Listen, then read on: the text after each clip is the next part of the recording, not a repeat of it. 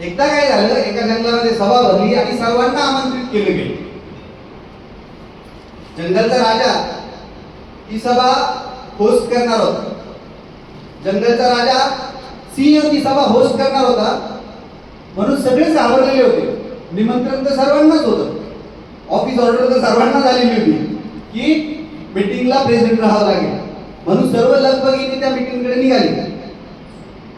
सुरुवातीला अस्वल आलं, मध्ये गेलं, नंतर वानर आलं, मध्ये गेलं. त्या मीटिंग हॉलच्या दरवाजाजवळ एक कबूतर बसलेलं होतं आणि ते कबूतर थोडंसं म्हातारं होतं. ते पण मीटिंगला आलेलं होतं. कबूतर थोडंसं म्हातारं होतं, पण तर थोडेसे काय झालेले होते, लडखडत होतं.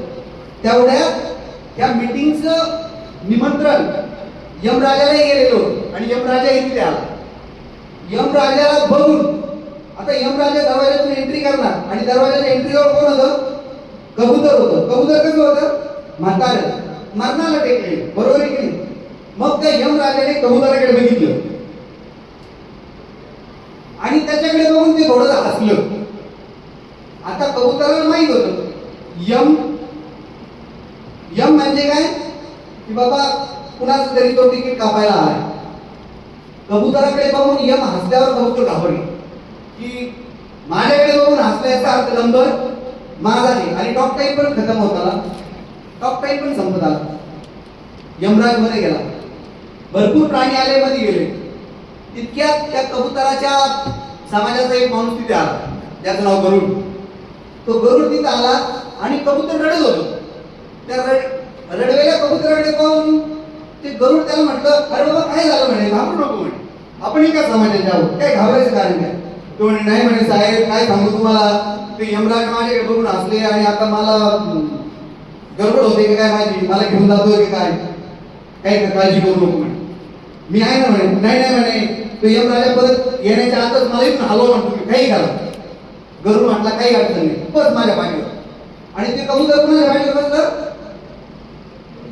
यमाच्या गरुडाच्या पाठीवर बसलो. गरुडाने उंच भरारी घेतली बोईंग विमानासाठी आणि स्पाइस जेटने एकदम ते कुठे गेलं? हिमालयाच्या टोकावर, माउंट एव्हरेस्टवर. आणि तिथे त्याने पाठीवरून पुन्हा उतरवलं, कबुतराला उतरून तिथं ठेवलं. आता बरं वाटतं म्हणे. तो म्हणे साहेब खूप उपकार झाले म्हणे, नाहीतर माझा मृत्यू निश्चित होता म्हणे. तुम्ही मला म्हणजे तुम्ही आभारी आहात, तुम्ही तेव्हासारखे धावणार म्हणे. गरुड त्याला म्हणतो आता ओके तू इथे आराम कर म्हणे, मी जातो म्हणे मीटिंगला, कारण ऑफिस ऑर्डर झाली. आणि गरुड तिथून निघाले आणि मीटिंगकडे आले.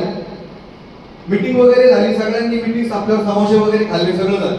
30-30 रुपये गोळा केले मीटिंग, सगळ्यांनी समोसे खाल्ले आणि सगळे बाहेर पडले. एक एक करत सगळे बाहेर पडत होते. तेवढ्यात आतमध्ये मीटिंग हॉलमध्ये गरुडाची आणि यमाची पण दोस्ती झालेली होती. मीटिंग हॉलमधून त्यावेळेस बाहेर पडले, त्यावेळेस यम बाहेर आला आणि यमाने बघितलं गरुडाकडे बघून, अरे म्हणे काय सांगू तुला, मागाशी इथे एक कबूतर होतो म्हणे आणि खूप म्हातारं होतं रे, टॉक टाइम संपत आला असं वाटत होतं. मला फार आश्चर्य वाटलं, मी हसलो म्हणे त्याच्याकडे बघून. अहो यमराजा म्हणे यावर गडबड तरी तेच झाली म्हणे. मी त्याच्याकडे बघून हसले आणि इतकं रडायला लागलं. शेवटी मला त्याला बाहेर हलवावं लागलं म्हणे, सुरक्षित ठिकाणी. अहो काय झालं म्हणे, कुठे हलवलं म्हणे? अहो म्हणे मी जगातल्या सगळ्यात तुमच्या ठिकाणी घेऊन घातले म्हणे. ते यमाने आता डोक्यावर हात मारला आणि गरुड त्याला म्हणतो, अरे बापरे काय झालं म्हणे? अरे वेड्या म्हणे, त्या कबुतराकडे पाहिलं त्यावेळेस आमच्या डायरीत असं लिहिलेलं होतं म्हणे, या कबुतराचा मृत्यू जगातल्या सगळ्यात उंच टॉपवर होणार आहे.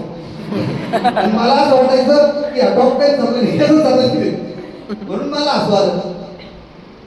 स्टोरी जे घडायचंय ते घडणार, ते चिंता नको, बरोबर आहे की नाही? हा दिवस, हा क्षण, हा टाईम चेंजिंग आहे, हा गेम चेंजर आहे असं म्हणून ओळखा, कामाला लागा. तर ह्या लोकांना नमस्कार केल्यासारखं आहे. अन्यथा 365 दिवसात हजारे जरी असे उत्सव केले आणि चारित्र्यात काही मात्रही बदल नसेल तर सगळं व्यर्थ आहे. शेवटची लाईन, इफ